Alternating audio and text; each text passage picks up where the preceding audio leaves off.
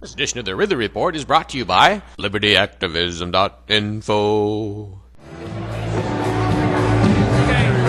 Ron Paul continues to generate a lot of mainstream media nearly a year after dropping out of the presidential race. It really does seem like he is becoming the leader of the opposition to some extent. Everyone now, well, not everyone, but many people now seem to be deferring to him because so many of his past predictions are coming true. Speak at some length, but he likes to mingle. He doesn't move away very fast from a location that he's visiting. Here's his latest prediction. It's in the Financial Times. Paul says a dollar collapse will occur somewhere between 1 and 4 years from now.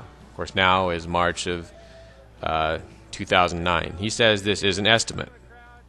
Again, also quoted in the Financial Times. He says that he thinks the collapse will trigger or he says that he thinks there will be a depression lasting 15 years. He says, quote, the U.S. government just won't allow the correction the economy needs, unquote. And the Financial Times says he cites the mini depression of 1921, which lasted just a year, largely because insolvent companies were allowed to fail. And then Paul again, quote, no one remembers that one. They'll remember this one because it will last 15 years, unquote. Paul says, quote, he says, this is, quote, the big one, unquote. It was also featured on CNN just a few days ago, I think roughly March 20th, and got almost fawning coverage from the reporters there. There's nothing like being proven right to drive people on the fence your way. If Dr. Paul's predictions are right, then it's probably safe to predict something else. Americans individually are not nearly as capable of handling a depression as they were back in the 30s. They will starve. They will riot. Add to this the latest unspeakable move by Congress to essentially outlaw gardening, and we have the makings of another Zimbabwe, another Ethiopia, another Ukraine famine.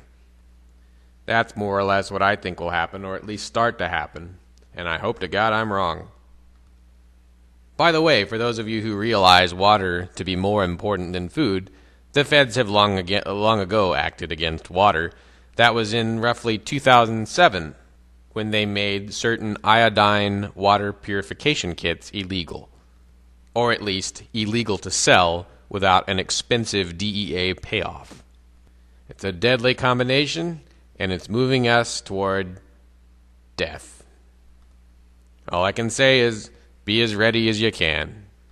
A sack of wheat in every house might be enough to save us. A sack of wheat in yours might be enough to save you. In fighting for freedom, some approaches work, others suck.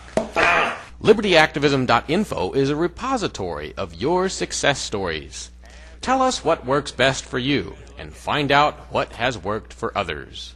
LibertyActivism.info